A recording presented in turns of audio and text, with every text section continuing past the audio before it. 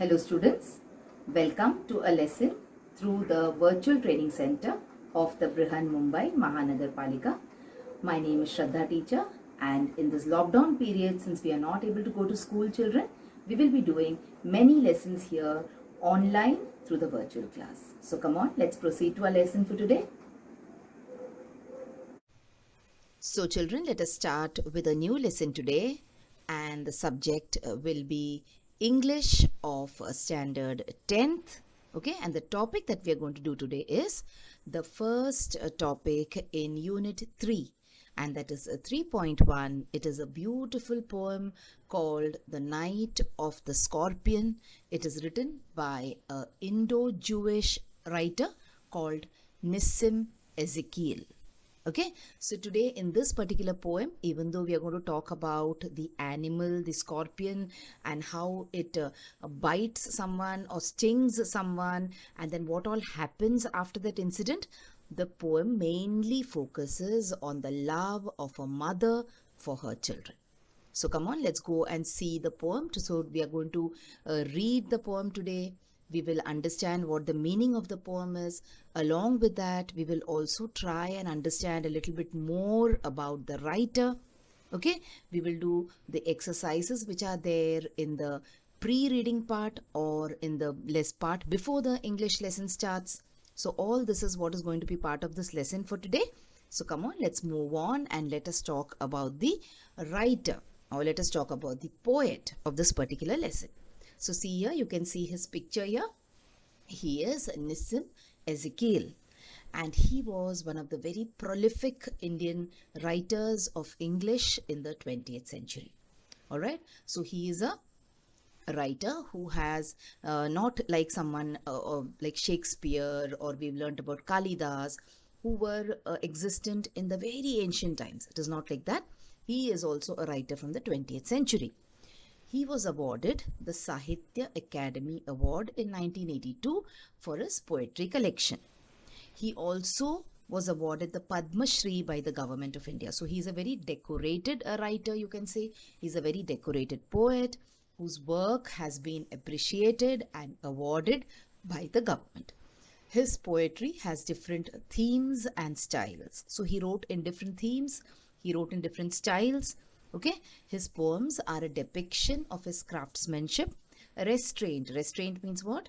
The tendency to hold back sometimes and not to take decisions on the spur of the movement. And also he had a very intellectual approach to everyday life. So he is one of those Indian poets whose writing in English created an authentic flavor of India. That is, there is something called as English which is of Indian origin. That is Indian English, we call it. And there we have so many words which are used in the local languages that are used in English. So that is Indian English. Okay. English is also of various, you can say, types. Some people use Elizabethan English. That is the Queen's English. And there you will see the words are very big, and many of the words are archaic also now. We all know what the meaning of archaic is. Archaic, we have learnt it also. Archaic means words which are no longer in use in the modern times.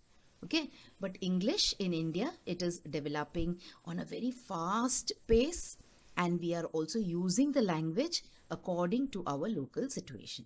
So the poet in this particular case, Nissim Ezekiel, he also used to make use of Indian English. That is English with an Indian flavor. Okay, so that is about this poet. So he was a gentleman who was of Jewish origin. So now let us see what is there in the lesson before the actual poem. So now in this poem you will see, children, that there is a scorpion or a lady who has been bitten by the scorpion. Now you will also see that there are certain things in our country. For example, when a snake bites you, or when you get stung by a scorpion, or sometimes when there is an outbreak of a disease like measles, we tend to associate it more with religion, with tradition, okay, rather than with science and medicine. So you will see that when some people, they suffer from some kind of mental illnesses also, Instead of taking them to a psychiatrist and instead of giving them medicines, we sometimes take them to the religious, you can say, gurus, or the religious Maulvis or the Pandits, and there they do some kind of, you can say, customs on them, and they tell us that now they will become okay. So they do this without any scientific base. So things which are done without any scientific base, that is, you are doing things just like that based on a belief, and that belief has also not been validated many a times. Okay, that means we do not really know whether whatever we are doing is right or wrong, and whether it will help us. So these kind of things are called as superstitions. All right. So in India, now we have certain communities, we have certain NGOs who have come together and who are trying to make people understand that they should not try and believe on these superstitions, and they should always ask for a scientific explanation. In case someone tells you to do something, always think about it rationally, whether it is really to be done or whether you have to blindly believe someone with your eyes closed and do certain things. Okay, so these things which you do, which are based only on beliefs, are called as superstitions. So there are some superstitions which we are supposed to write here, and what it implies. Okay, what it means. That is what people say that it means this. All right, for example, the first superstition is smashing a mirror. So now no one smashes a mirror on purpose. It happens as an accident sometimes. Okay, you try to shift a mirror from one place to another, it falls from your hands and it gets smashed and it breaks into a number of pieces. So it says, the superstition says that when you smash a mirror, it brings 7 years of bad luck. Okay, so this is the superstition associated with smashing of the mirror. So now, like always, when we are doing this kind of a video where we cannot interact with each other directly, I will ask you to pause the video for some time and try to find out 5 more superstitions. Okay, you can ask your elders around you and you can try and find out 5 more superstitions and what they imply. Okay, so after you pause and after you write your answer, you can come back and check what I have given you. So come on, let's see what are the other superstitions that we have. So hanging lemons and 7 green chilies. So you must have all seen this, especially the shopkeepers. And on a particular day of the week, what they do is they take a lemon and they attach 7 green chilies to the lemon, and sometimes they also attach those black color dolls, and then they hang it at the door of their shop. So this is a superstition. So what do you think they expect, that if they do this, what will happen? It keeps the evil eye away. So if someone's business is doing really well, if someone is earning a lot of money, and then they suspect that someone will cast an evil eye on them, and then their business will suffer. So to keep this kind of an evil eye away, what do? They hang lemons and green chilies. Okay, so children, you can try and find out whether there is any kind of scientific base to this particular superstition, or to superstition, or to any superstition for that matter. All right, so that will help you to think rationally. So just keeping the idea away that this has been told to us since generations, try and find out whether there could be some kind of rational base to this. Now the next one is a black cat crosses your path. This is a very, very common superstition where when you leave your house to do something and a black cat crosses your path, now the poor cat has to go places. So it will naturally walk around and it will come across someone or the other's path, isn't it?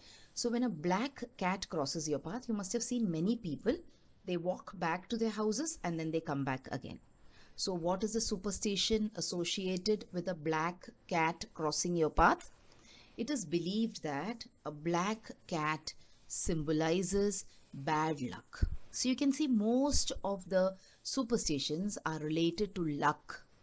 People believe that it will bring you bad luck for so many number of years. It will keep the bad influence or the evil eye away. All right.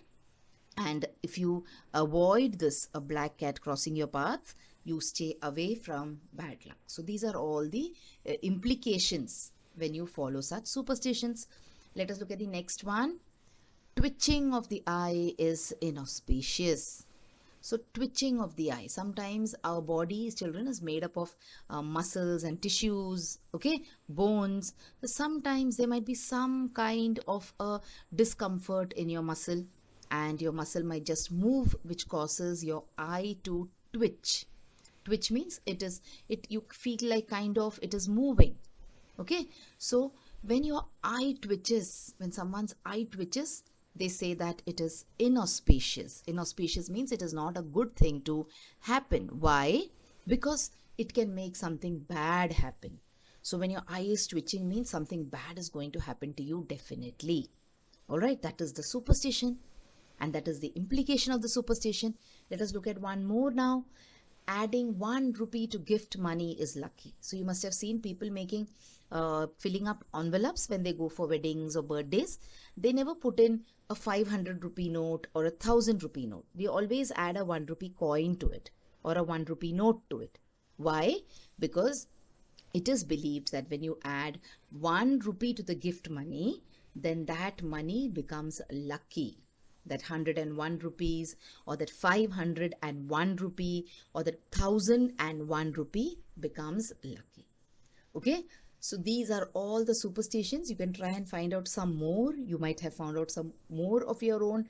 For example, when the palm of your hand starts itching, then people say, oh, if it is a left hand, you're going to get money. If it is a right hand, you're going to lose money. So these are all various superstitions. Okay, so and this is what the superstitions imply. Now, why are we looking at superstitions here? Because in our poem for today also, we have people who are not, you can say, treating the lady who's got bitten by the scorpion and who's in extreme pain, but they are doing all kinds of other mumbo jumbo. Okay, they are doing all other kinds of things in order to relieve her pain. And it is an animal. All right, the scorpion is just another animal like a lizard or a dog or a lion or a cat. And sometimes when it gets upset, it just as a matter of defending itself, what will it do? It will sting you. It will try to cause you harm because it is scared. It is feeling scared for its own good. So it wants to protect itself. That is why it tries to harm you. That is all. It does not mean that it is evil or it has got some other meaning attached to it. Okay, so this is the first exercise here that we have done. Let's move on and let's do one more exercise where we will try and understand more about these animals, that is the scorpions. So children, if you're living in a city, it is difficult that you might have seen a scorpion. Maybe you must have seen it on videos or you must have seen pictures of the scorpions. Now, if you're living in a village or if you're living in rural areas where there is a lot of, you can say, jungle area or there are rocks around, you might see these kind of animals. Okay, the scorpions. So let us learn a little bit more about the scorpions. So how do they attack? How do the scorpions attack? They use their claws and their stinger to hunt and kill their prey. So they eat smaller insects. The scorpion eats insects and animals which are smaller to it in size. So there they use their claws and their stinger. So now you can see on each frame here in the video, you will see the scorpions on the border. Okay, so now you can even count their legs. See, they are just like a spider. They have 8 legs and then they have 2 claws. You must have seen these kind of claws on the crab. Okay, and along with the claws and along with the legs, they also have a stinger. Can you see the stinger? The one which is raised up near the tail. You can see it looks like a tail. Okay, so they use these claws and they use the stinger to hunt and to kill their prey. Now, where do these scorpions live? Let us see. So where do these live? The favorite place where they like to live is they live in desert or semi-arid regions. They're not very fond of water. Okay, so they try to live in dry places. They hide under the logs, the rocks, the boards, and clutter. Clutter means when there is a lot of things stored up, they try to hide under them. Okay, so they prefer not areas which are very wet where there is a lot of rain, but they prefer areas which are dry, that is deserts and semi-arid regions. What about their appearance? How do the scorpions look like? What is their appearance? So they are like arachnids. Arachnids means like these spiders, etc. And they have 8 legs. But unlike the spiders, they also have a large pair of pincers and they have a long tail with a venomous stinger at the end. So you can see here, this is the scorpion. You can see 4 scorpions. So look at the one which is easier for you to see and then try to observe. It has got 8 legs. It has got 2 claws in front and it has got a long tail, and the end of the tail there is a needle kind of a thing, a sharp thing, which is the stinger. All right, and it is a venomous stinger. Venomous means it has got a lot of poison in it, so it might try to do some kind of harm to your body or to the person whom it stings. Okay, so this is about the scorpion. Now we are supposed to write some more information. See the 4th point, we are supposed to write some more information about the scorpion, which will not fit on this page. So let's go to the next page and let us write some more information about the scorpion. Now see, like we described in the previous picture, I have a big image of a scorpion for you where you can clearly see its arms, that is its legs, you can see its claws, and you can see its tail and the stinger very clearly towards the end of the tail. So let us look at a few more examples about the scorpions. Scorpions do not have bones. Instead, they have an exoskeleton made up of chitin, which is similar to the shell of a shrimp. So you must have seen a shrimp, that is, we call it as a jhinga. So that is not exactly bone also. The cover is not exactly a bone, but it is some kind of a, you can say thing made up of, you can say calcium. Okay, so some kind of thing like plastic. So it is the shell of the scorpion is also very similar to the shell of a shrimp or a prawn, you can say. Then scorpions are found all across the world. So wherever you go, where there is, though they like to live in places which are dry, but you will nevertheless find them all over the world. There are around 2000 different species of scorpions which are found in 6 continents of the 7. Out of the 7 continents, on the 6 continents you will find that there are around 2000 different species of scorpions. Okay, then each scorpion has its own unique venom. That is, now these more than 2000 species means they have more than 2000 types of poison in them. So when you treat the bite or the sting of one scorpion, you cannot use the medicine which has been created for another scorpion. Okay, so the anti-venom or the medicine that you give, the treatment that you give for every scorpion bite is different, because each species of scorpion has its own unique venom. All right, so this is some more interesting information about scorpions. Let us move on now and let us read the lesson here. Let us try to understand the meaning of this particular poem. And like I told you in the beginning of the lesson, the main idea in this poem is it is dedicated to the love of a mother for her children. So, Night of the Scorpion. I remember the night my mother was stung by a scorpion. 10 hours of steady rain had driven him to crawl beneath a sack of rice. Okay, so now this is a place, I guess, where it is a village, and the poet is living there in the village along with his mother, his family. And there is a particular incident which happened during the poet's childhood that he still remembers very vividly. It was on a particular night when the mother of this particular poet was stung by a scorpion. Now it was raining throughout the day. For 10 hours it had rained steadily. There was water all around, and like I told you, scorpions are more fond of dry areas. So that is why he had crawled beneath a sack of rice to seek refuge from this rain.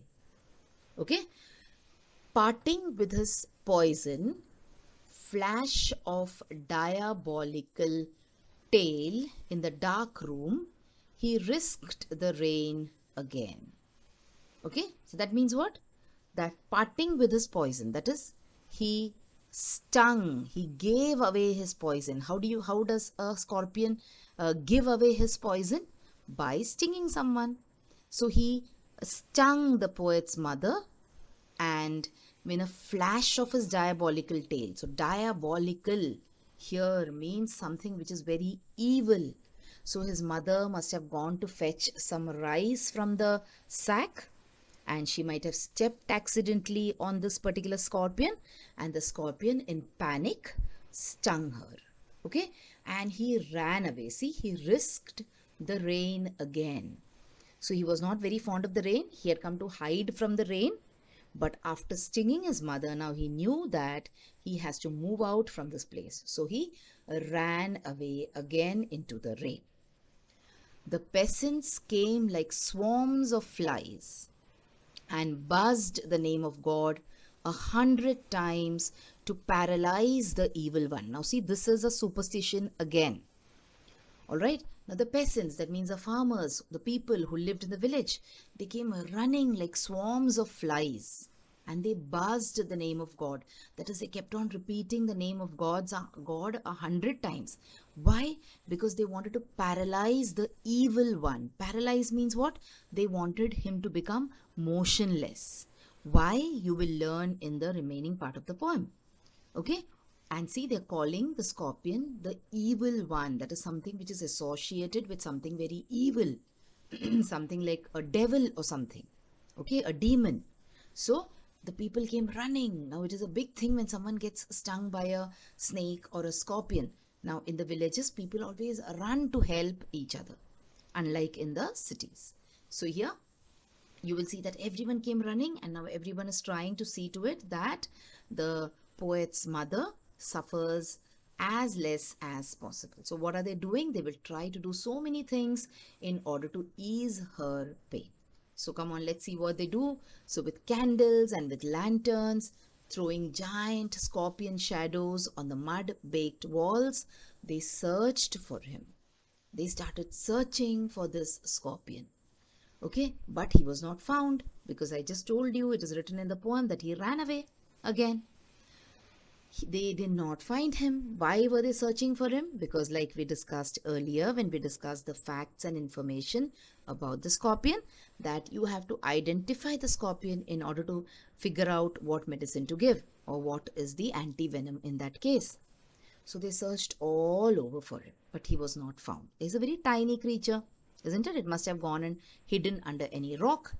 They clicked their tongues. So they were very disappointed. They were very frustrated. They could not find the scorpion. Why were they so frustrated? Point one would have been that they wanted to find out the species of the scorpion in order to administer the antivenom. The second point is given here in the next line. It is a superstition which says, with every movement that the scorpion made, his poison moved in mother's blood, they said. So see, once any kind of poison, whether it is poison, whether it is medicine, it enters your bloodstream, it moves automatically with the movement of the blood. So as soon as the scorpion has stung the poet's mother, the poison has entered her system and it is moving all around in her system. There is no connection between the movement of the scorpion and the movement of the poison. So see, this is one superstition, isn't it? That when a scorpion stings you, you're immediately supposed to make the scorpion motionless. That is, you're supposed to kill it. If you kill it, then the poison will not move around in your body. So can you see, like we discussed the other superstitions in the beginning of the lesson? Here comes one more superstition about a scorpion. So they could not find the scorpion, so they tried to do some other kind of treatment. So what did they do? May he sit still, they said. So they started praying now that the scorpion sits still. May the sins of your previous birth be burnt away tonight, they said. So see, They're associating the simple thing like the sting of a scorpion to the sins of the previous birth. So when the scorpion stings you, it will wash away all the sins or burn away the sins of your previous birth. May your suffering decrease the misfortunes of your next birth, they said. So, see, they're associating this thing with the previous birth, with the next birth, etc. May the sum of all evil balanced in this unreal world against the sum of good become diminished by your pain. So now here we have two new words. So let us look at this word misfortunes. Misfortunes means what? Bad luck. So whatever bad luck that you're going to have in your next birth, that is after you die this time, and when you're reborn, so whatever bad luck you might have there will all go away because of the sting of this scorpion. And there is one more word here now, diminished.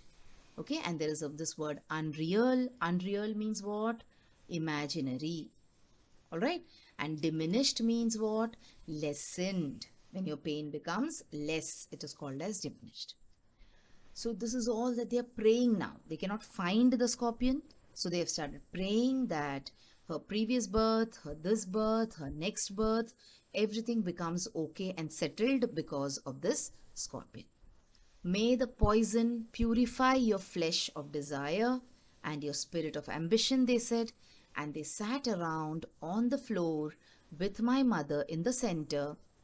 This is the piece of understanding on each face. So in a way, you can say they are in a way thankful that the poet's mother has been stung by the scorpion, because of this particular sting, she is going to have a lot of good in her life. Her sins of the previous birth is going to be burnt away. The misfortunes or bad luck which she might face in the next birth is also going to go away. Along with that, it is going to purify herself, her soul, her flesh of desire. Desire means she might have some unwanted desires in her mind. She might be too ambitious. So all those problems are going to be solved. So they have a lot of peace and look of understanding also on their faces. Now this is what the people in the village are doing. Okay. Now there are some people who are in the family also. So let us see how their behavior is. More candles, more lanterns, more insects, and the endless rain.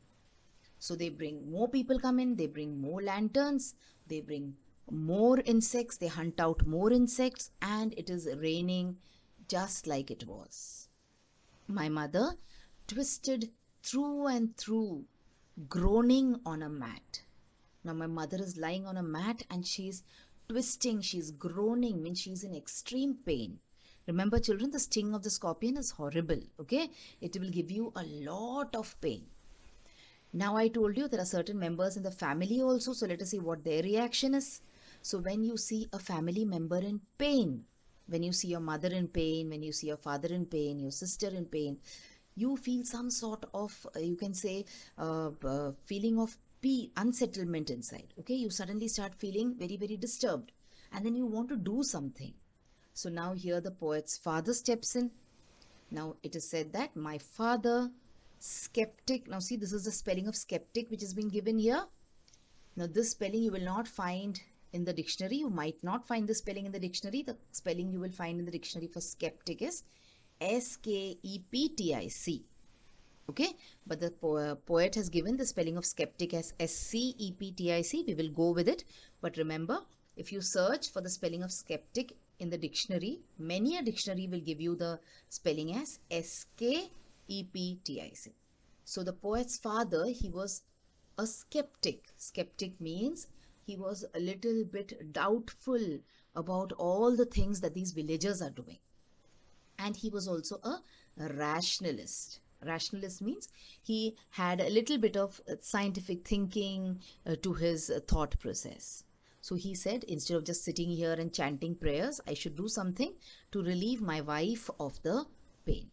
So my father, skeptic, rationalist, trying every curse and blessing, powder, mixture, herb and hybrid.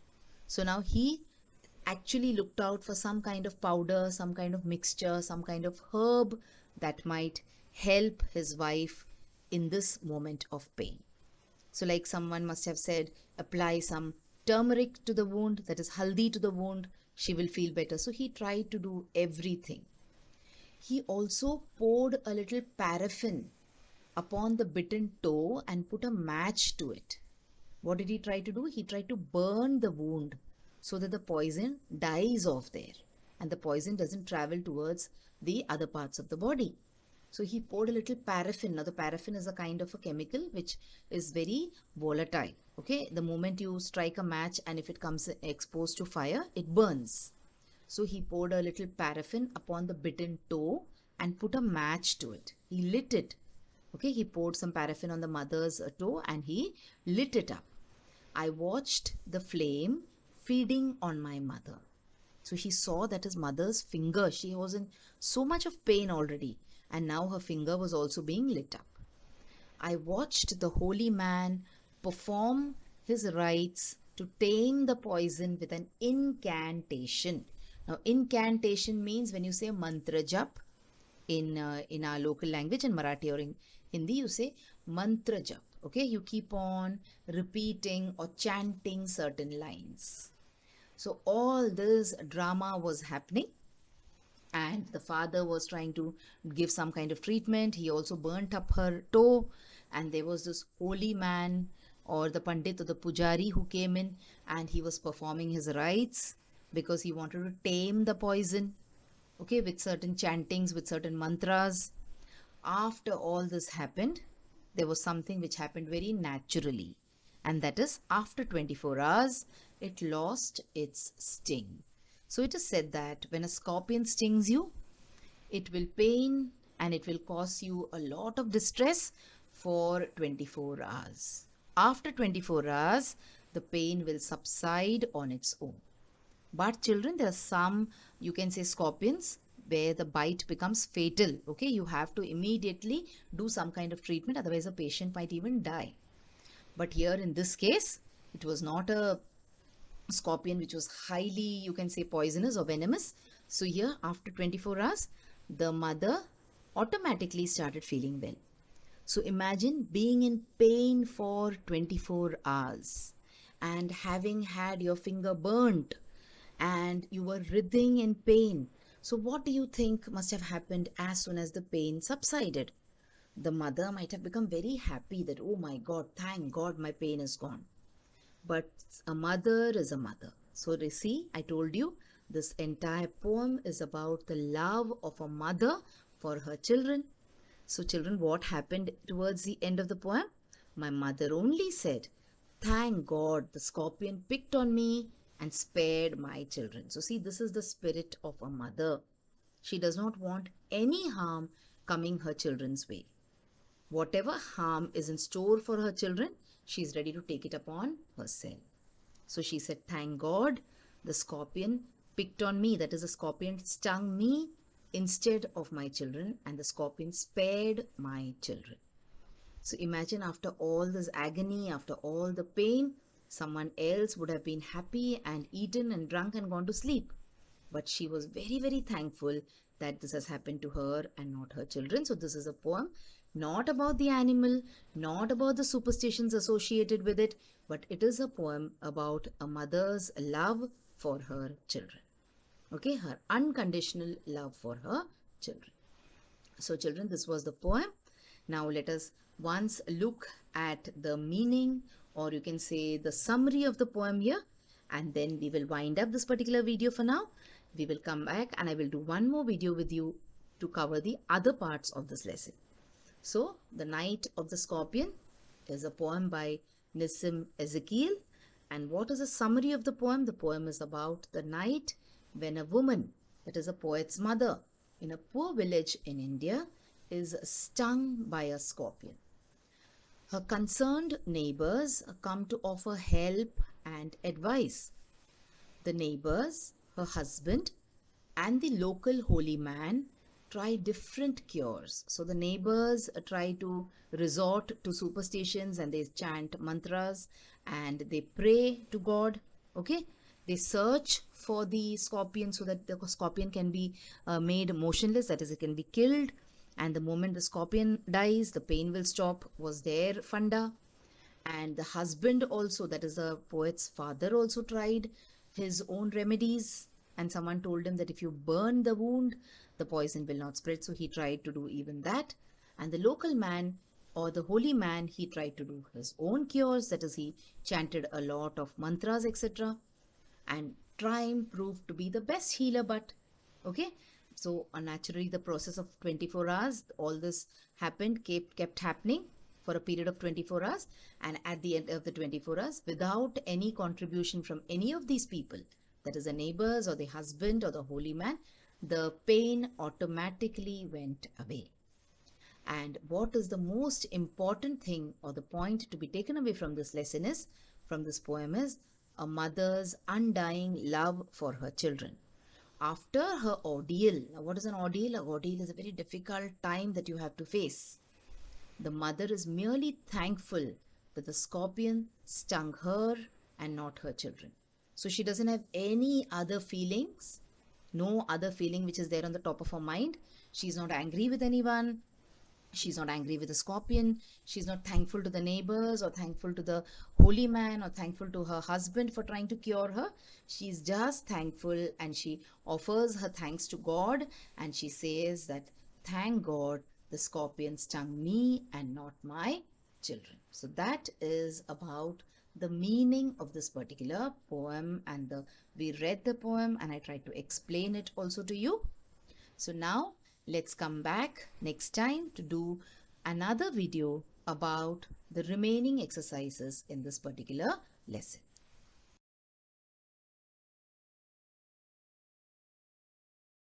So children, wasn't that a wonderful video? And did you enjoy watching it? So if you want to watch more such videos in future, then please like this video and also subscribe to our channel, the MCGM Portal for Education, and also hit the bell button so that you get notified whenever I upload a new video here. Thank you so much for now. Let's meet again soon.